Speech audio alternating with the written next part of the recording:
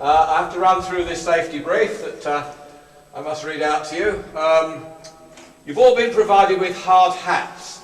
Now, these must be worn at all times, as it's a condition of you joining this tour that you wear your hat. If you're not willing to wear a hat, then one of my fellow guides will escort you to the service. You'll know the guides. We've got one of these yellow jackets on. So, anyone without a hat on? Anyone without a hat on? No. Almost got escorted to the surface there. Eating, drinking, smoking and sex are not permitted at any time during the tour, Bill. The floor of the bunker is wet and uneven in places. Please watch where you're walking and take care when using the stairs. Please hold on to the handrail at all times. If you suffer from any medical conditions such as claustrophobia, epilepsy, asthma, high blood pressure and hypoglycemia, or you're prone to fits or fainting, please let one of the guides know before we start the tour. Please don't leave the main tour and wander off on your own. Many of the routes have debris on the floor and shouldn't be entered. Please don't cross any of the hazard tapes. A guide will be at the rear of the party at all times. Throughout the bunker there's extensive mould growth. This is perfectly safe, but we ask that you don't touch any mould or fungus. Please don't touch any of the stalactites hanging from the ceiling, as these will break off easily. There are no rats or other nasty things in the bunker. Firefighting equipment is located at entry level and at each end of each corridor on both lower levels. In the event of an emergency evacuation, or if we are unable to use the main stairs for some reason, please follow the instructions of the guides who will lead you out via an emergency exit located at the south end of the bunker. Should you feel unwell or decide you don't want to continue with the tour at any time, please ask one of the guides for assistance and we'll take you upstairs. The tour involves using narrow spiral staircases. If anyone is unable to use these stairs or would prefer to use the main staircase, which is much the same as the one you came down, between the floors, please ask one of the guides for assistance. Those with small children or a mobility problem mustn't use the spiral stairs. Again, please ask a guide for assistance. At the end of the tour, please return all wristbands so that you can be safely accounted for. The tour will last approximately 50 minutes and please feel free to ask any questions throughout the tour. Now, I know I speak quite quietly, so if you can't hear, do please let me know, and I'll speak a bit louder. But it makes me hoarse if I have to do that, so I'll just speak in my normal voice, that I would talk to people in a pub or something like that. Right, where are we? We're at Paddock. I'll tell you how it came to be called Paddock a little later on in the tour, but why was it built? At the end of the First World War, the government of the day felt that there was the likelihood of another war. If that war came, there might well be a devastating air attack on central London that would render Whitehall unusable. In the event of such attack, it was therefore necessary to have protected accommodation already available that the government and the military could actually move to continue the war from. Several proposals were put forward. One was that the government should move to the West Country, and in fact Corsham had a number of underground stone quarries that were made available for government use, and in fact one of those was chosen in the Cold War as the government headquarters, but not for World War II. Another proposal was to move to the West Midlands, but the favoured proposal was to move to the northwest suburbs. Churchill certainly didn't want to move away from London. He didn't actually want to move out of central London, but he didn't get his way on that. So 4 bunkers were proposed, one for the Army, one for the Admiralty, one for the Air Ministry, one for the Joint Chiefs of Staff and for government. The Army lost out. Their bunker was to be built at Kneller Hall, the Army School of Music in Twickenham, and it never got built, so they never got a bunker. The Admiralty did a bit better. They got a bunker, much the same as this one, at the corner of Oxgate Lane and Edgware Road, only about a third of a mile from here. Very similar. That's still there today. The upper floor is used as a carpet warehouse. The lower floor was totally flooded. It's now been pumped out. The carpet warehouse people suddenly looked down the stairs and the water was just lapping up onto their floor. So that got pumped out. The Air Ministry, they got their bunker on what is now Kodak site at Harrow. That was called Station Z. The Admiralty one, by the way, was called Oxgate. And this was the bunker for the Joint Chiefs of Staff and for the government. And this got the code name Paddock. Right, if you'd like to follow me along the corridor, we'll go into the air handling. Now, the main threat during an air attack was bombing and gas. If there was a gas attack, then the bunker would have been sealed down, but a supply of fresh air would have been required. Obviously, the only place the air could come from is on the surface, and if that was contaminated, that would have been sucked into the bunker, through these fans, sucked through the trunking, through these fans, and into this unit here, which is a filter unit, carbon filters. This would have scrubbed the air, taken out all the toxic material, and the air would have then been fed back into the trunking, and you'll see some trunking there going across the ceiling, and that runs through into all the rooms in the bunker, ensuring that everyone would have had a supply of fresh air. The chances are, if there had been a gas attack, it would have dissipated within hours, or at worst within days, so the bunker wouldn't have been sealed down for a long period of time. That cabinet there is the control cabinet for the air handling plant. Again, switches and relays. Everything dating from 1939. All the plant in the bunker is original. It dates from 1939. We've got compressors and other motors here to ensure that there is a good supply of clean, fresh air throughout the bunker. Now, before we go downstairs, we'll actually move over to the other side of the corridor where there's more air handling. Below ground. Above us, between this level and the upper level of the bunker, there's 8 feet of reinforced concrete. Above the upper level, there's 4 feet of reinforced concrete, and then sand and gravel up to the surface. So at this point, 40 feet below ground. In 1940, a bunker at that depth was able to withstand a direct hit from the largest high-explosive bomb that the Germans could deliver. We had bigger ones. We had the Tall Boy. If a Tall Boy had landed a direct hit on this bunker, it would have penetrated the lower level of the bunker. But the Germans didn't have anything of that size, so our people down here would have been perfectly safe. Now, when I first came down here, it wasn't very nice. There was 2 feet of water on the floor, up to about here on the generator. We brought the health and safety people down. Before we could bring the public down for the first time, we had to get a health and safety certificate. They took one look at the water and retreated very rapidly. So get it pumped out, we'll come back. So eventually, having surveyed and photographed the bunker at length with the water, we got it pumped out. So where are we? We're in the generator room. We've also got more air handling plant. There's another filter unit here, another fan there, more trunking. So if the upper level of the bunker is breached, the air can still be filtered down at this level. So this level of the bunker can be totally sealed from the upper level. Now, normally the bunker would run off a mains electricity supply, but in the event of attack, that supply might be cut off, so it had to be totally self-sufficient.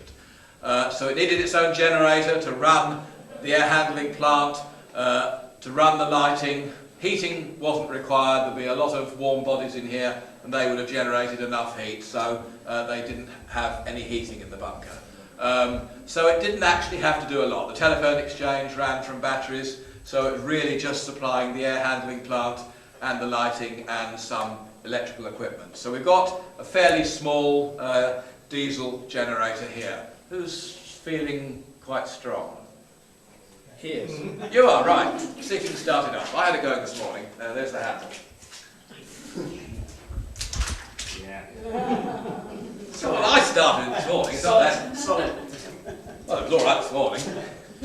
It is a Tangy Ricardo generator. I'm told they're quite well known. Anyone else heard of them? Not that well known then. I'd never heard of it. Again, installed in 1939. I've got a second handle there, didn't that might help? Normally, of course, it would start from a battery, and that black box there is the battery charger. So they would have started with a battery and obviously just used the handle if the battery went flat. That's what's called a day tank. enough fuel in there to supply the generator for a few hours, but the main fuel tanks would have been on the surface. But of course it was never expected to run off the generator for very long. Once the electricity supply was reinstated on the surface, then the generator could be switched off and it could connect itself up to the mains again. This cabinet here, if you can take a look at the front of it, is actually quite interesting.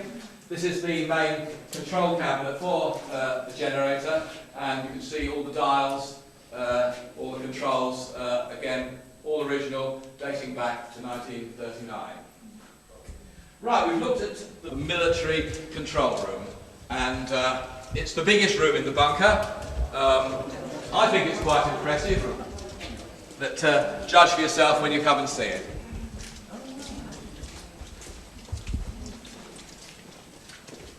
Mind the debris on the floor, it's a bit messy in there.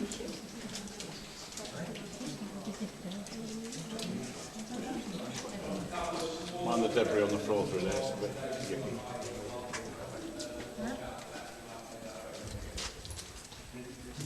Box room is a two-level room with a gallery looking down on the map tables, and the map tables have maps with people pushing little tanks around with long sticks. If any of you have been to the Battle of Britannica room, control room, or in this case it was called the map room. And the maps would have been located on this wall. Unfortunately my bright torch has gone flat, but those shades there, fluorescent shades on the lamps, and the fluorescent lighting dates from the 1930s, so it is original. A lot of people think fluorescent lighting came later, but it didn't. Those shades there are angled, to angle the light onto the wall here where the maps would have been located. We've got 3 windows into adjacent offices. Perhaps one for the Air Ministry, one for the Admiralty, one for the Army. We don't know. The reason we don't know is no records appear to have survived. Papers, government papers, military papers would be sent to the National Archives, as is the Public Record Office now, but they don't get everything. They probably get about 10% of national papers, and it just is unfortunate that they haven't got the ones for this bunker. So we don't really know what went on in the rooms. We know what this room was, for certain, but we don't know a lot more about what went on in the bunker. That's a message hatch. There's a little window in the door there. The normal means of communication from room to room was by runners. A runner would take a message from one room to another. But where you've got adjacent rooms where messages need to be passed from one room, we just pass it through a little window cut into the door. So we know what that room was. Or we know what the cut in the door was for. So this is the military control centre. This is where the war in Europe and elsewhere would have been run from. I say would have been because it never actually happened. The bunker, I must keep stressing, was only a standby. If there had been an attack on London, then government would have been run from the cabinet war rooms in Whitehall. But they were little more than a protected basement, a basement of an existing building that was strengthened, but it wouldn't have taken a direct hit. So if that had had a direct hit, if it had been rendered unusable, the war cabinet would have moved here, but it wasn't, so they never did. Right, this is the military hub. We'll move now to the cabinet war room at the far end of this landing. 3rd of October 1940 to chair the war cabinet. But he never came back. He never came back. He described the bunker in his memoirs written in the 1950s as far from the light of day. And he remembered it as being somewhere near Hampstead. That's his own words, somewhere near Hampstead. There's no reason in 1955 for him to be economical with the truth. The bunker had been declassified for many years by then. But he just wasn't interested in it, and I can't believe he'd forgotten where it was, but I guess we'll never know now. There's another little message hatch there. If you take a look through into the adjacent room, that's the teleprinter room. In fact, you can see tables along both walls. That's where teleprinters would have been located. The main means of communications between the outside world and the bunker was telephone and teleprinter. There was radio, but the main means of communication, telephone and teleprinter. So any important messages coming in in by teleprinter would have been passed directly to the wall cabinet from the teleprinter room into this room here. As I said, Churchill never came back, but the war cabinet did meet here on one other time, and that was in May 1941. And the reason this time was, again, not because the cabinet had to come here, but because the Australian Premier Robert Menzies was visiting the country at the time. And whenever he came to the country, he would always address the war cabinet on the current Australian and New Zealand war effort. So it was considered a good idea to bring him here so that he could address the war cabinet in this room, and I guess he would have been mightily impressed by the protected accommodation that we had available, and we showed to him.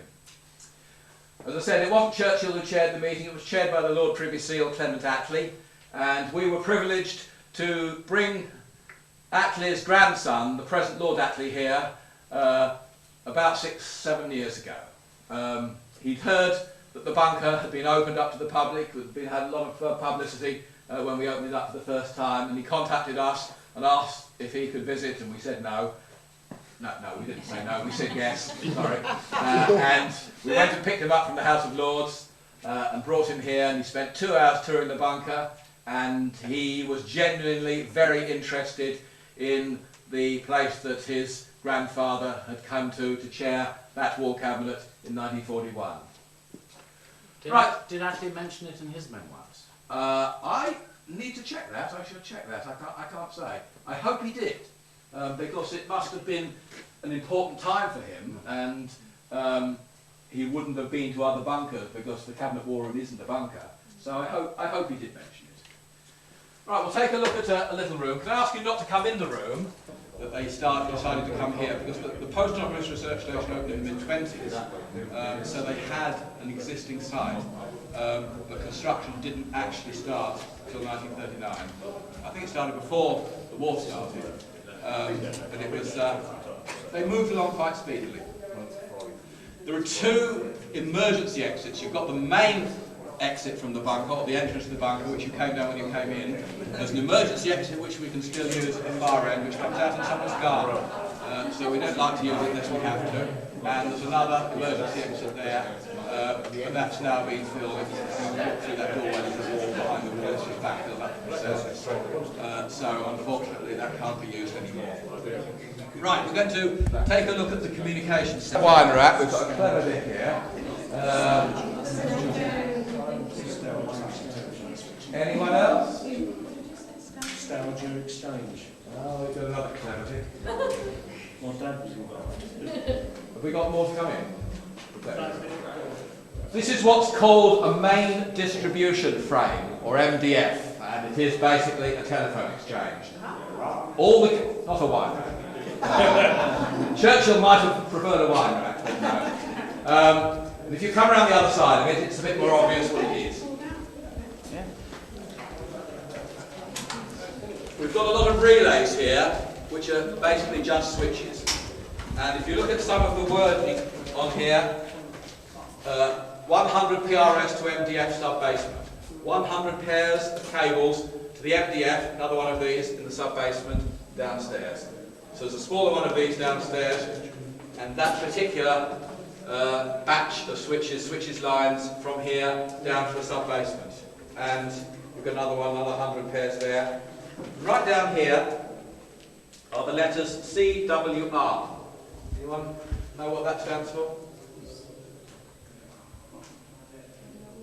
Cabinet War Room. But we don't know that that is the switching to the Cabinet War Room, but there is a Cabinet War Room downstairs. There would have been telephone lines switched to it, so the chances are that's what the CWR there stands for. The adjacent room, through the slot in the wall at the back, we know was the switchboard room. And we know that because she was able to tell us she knew what went on in this room because it was associated with what went on in that room. But she hadn't a clue what went on in any of the other rooms. For the usual reason, if she'd asked, she wouldn't have been working here for much longer. So she'd come down the stairs, along the corridor, into her room, sit at her switchboard, and she worked in that room. So it was really great to have her here. The slot in the wall wouldn't have been there in those days. That's something that went in the 1950s. We don't know exactly why. To me, with this, not. You like red barrel? Yes. Oh, good. Go on. But we know that there was some laboratories down here in the 1950s. There was some storage, and some of the social clubs used some of the rooms. We know, for example, that there was a record club, there was a music club, and a number of table tennis and a number of other sporting activities took place down here in the 1950s. Because the bunker remained post office property until about 1969, when the post office moved out and relocated to Martlesham Heath in Suffolk, where they still are today, and the bunker was then out of their hands. We've got another poser as we come into this room. Bunks. Bunks, yes. Kitchen. Kitchen, yes. All very sensible suggestions. Unfortunately, the toilets were on the surface.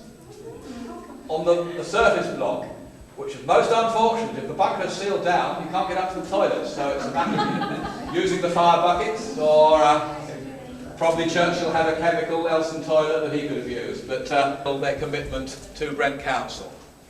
That commitment, it only committed them to do it for 5 years. They've now been doing it for 7.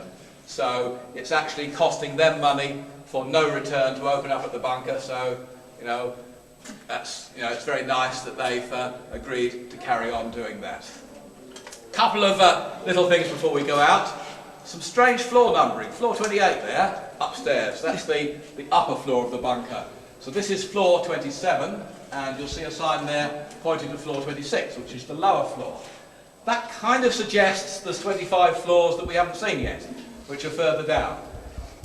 What do you have seen, Rob? I've been looking, believe me. I've been looking. I wish it were true. It's a strange post office numbering system. In the 1950s, all the floors of all the buildings on 10, another 2-storey building might be 23, 24. It just so happens that this 3-storey building is 26, 27, 28. So 28 is the floor that's demolished on the top floor, 27 is this floor, 26 is the floor below. Let's take a look at where we are. This is the Post Office Research Station, intact before it was demolished. That was taken in the late 1990s. That's what is now Chartwell Court. That was the main Post Office Research Station building. It's a Grade 2 listed building. That's now been converted into luxury flats. Very nice. And if you can get into the foyer, there's a gallery of photographs around the wall showing the Post Office Research Station as it was. That building is still there. It's on the trading estate. Seems to have changed its name recently. They've painted out the name of it, but it's still part of the trading estate. But I think that's due for demolition. These buildings have gone, but you can just see in shadow a little building there with a vent tower on that end. That's where we are. That's the Paddock building. The main entrance was on the west side into the compound of the Post Office Trading Estates. The door that you came through from Brook Road was only cut in the late 1990s when the bunker was going to be open to the public. So there's now housing along there. There's a route into Chartwell Court, and the original guardhouse on the site can still be seen there. That's derelict. So that's where we are today, under that building. When you came into the bunker, we actually came through an airlock. The bunker is run at an overpressure. And what that means is the air pressure in the bunker is higher than the pressure outside. The reason for that, if there is a gas attack and the gas tries to get in, but because the air inside is pushing out, being at a higher pressure, the gas won't come in. Does everyone know how an airlock works? I think you all know. I'll explain it anyway. There is a chamber with 2 gas-tight doors. They're still there, leaning against the wall. There's one just next to the camera and one in the room beyond. So if someone needs to come into the bunker, the inner door is closed, the outer door is open. They can come down into the chamber, close the outer door, pressurise the chamber, so the pressure equals the pressure in the bunker, then open the inner door, and they can come into the bunker without any air from outside, any contaminated air coming into the bunker. Before we finish, I better tell you a little bit about the people who are running the tours, because I know someone did ask me that a little bit earlier on. The tours are run by an organisation called Subterranea Britannica. Sounds very official, but it's not. We were formed in 1974 to research and explore man-made and man-used underground spaces. Anything from mines to railway tunnels to bunkers. And a particularly high percentage of the people involved, we have nearly 1,000 members, are actually more interested in bunkers than anything else. In about 1999, we contacted Network Housing Association to see if they would let us into Paddock. Nobody had been in there that we knew of. And after a little bit of persuasion, it didn't take that much, they lent us the keys. They said, it's flooded, but if you want to go, to help with health and safety, here are the keys, help yourself. So we did, and we proved to them quite quickly that we did know what we were doing. Within a few weeks of them lending us the keys, they said, we're going to open the bunker to the public. We don't want to run the tours, will you run them for us? And of course we said yes, and we've been doing that ever since. So we now open up 2 days a year, once in the spring, which is a weekday, so that local schools can come down, and the other one is in conjunction with London Open House, when we open on the Saturday, and that's how you've all ended up here this afternoon. That's really all I can tell you. If you'd like to know a little bit more about Paddock, we do have some leaflets which we can give you upstairs. Subterranea Britannica has a huge website with lots of bunkers. There's pictures of this when it was flooded, there's pictures of the Oxgate bunker, there's pictures of Station Z in Harrow, and you can look those all up on our website, which is advertised On the way up. www.subbrit.org.uk. The details are upstairs. Then do look at our website. You're very welcome to join us. It's a mere £15. And you too could be invited on tours to bunkers in Germany and all sorts of other nice places. A couple of our members have just come back from Chernobyl, so we do really go to interesting places. Thank you all for coming along this afternoon. Hope you enjoyed the tour. Can I ask you to please keep your hard hats on until you get out into the street, and then hand them and the wristbands to our staff on the surface. If you do have any questions, we've got another tour